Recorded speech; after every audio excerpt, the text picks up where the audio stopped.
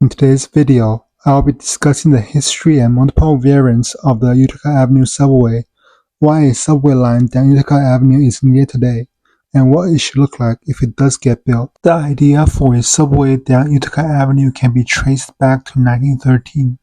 The next year, the IRT started work on the IRT Eastern Parkway line between Atlantic Avenue and Utica Avenue. Provisions were built at the Utica Avenue station for a branch down Utica Avenue. A plan for a Utica Avenue subway as a branch of the IRT Eastern Parkway line was proposed again in 1922 as part of a series of subway lines then Mayor John Highland wanted to build. In the 1929 IND second system, the Utica Avenue subway was once again proposed, this time as a branch of the South 4th Street line, which would travel through a tunnel from Houston Street in Manhattan to Brooklyn, and then it will run along South 4th Street and Beaver Street. A branch will split off to run along Stuyvesant Avenue and Utica Avenue to Flatbush Avenue, before running along Avenue S and Nostrand Avenue to Voorhees Avenue. Under this proposal, the Utica Avenue line will have 4 tracks until Avenue S. The remaining section to Voorhees Avenue will have 2 tracks, but with provisions for 4. The line will also be elevated after Avenue J. An upper level was built at Utica Avenue Station on IND Fulton Street line in anticipation of the Utica Avenue Subway being built. Unfortunately, the Utica Avenue Subway never came to fruition as part of the IND nor IRT. After World War II, the Utica Avenue Subway was left behind over other priorities. The latest revival is supposedly the Utica Avenue Transit Improvement Study, conducted by the MTA in 2020, though a subway was just one of the options. Other options included improving the existing B46 Select bus service, a bus rapid transit, or a light rail line. What the MTA has concluded is quite disappointing, given the strong transit demand along Utica Avenue. The B46 local and select bus service combined served over 5 million riders in 2024, with an average of 15,000 riders per day, making it the busiest bus route in Brooklyn and the 5th busiest bus route in the city. Even though ridership has dropped after COVID, riders are coming back, so that isn't a reason for scaling back to a BRT or LRT. If the Utica Avenue Subway gets built today, I will propose it as a branch of the IRT Eastern Parkway line from the current Crown Heights Utica Avenue station. It will connect the local tracks of the Eastern Parkway line using the provisions built in the 1910s. The line will run south along Utica Avenue before turning onto Flatbush Avenue for a short section.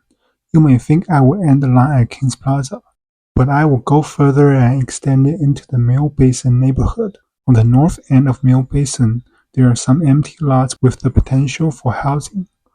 What I will propose is a train yard with a mixed-use development on top of it.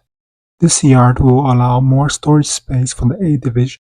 I propose stations at Empire Boulevard, Linden Boulevard, Clarendon Avenue, Kings Highway with a transfer to the IBX, Flatlands Avenue, Avenue N, Kings Plaza, and Mill Avenue.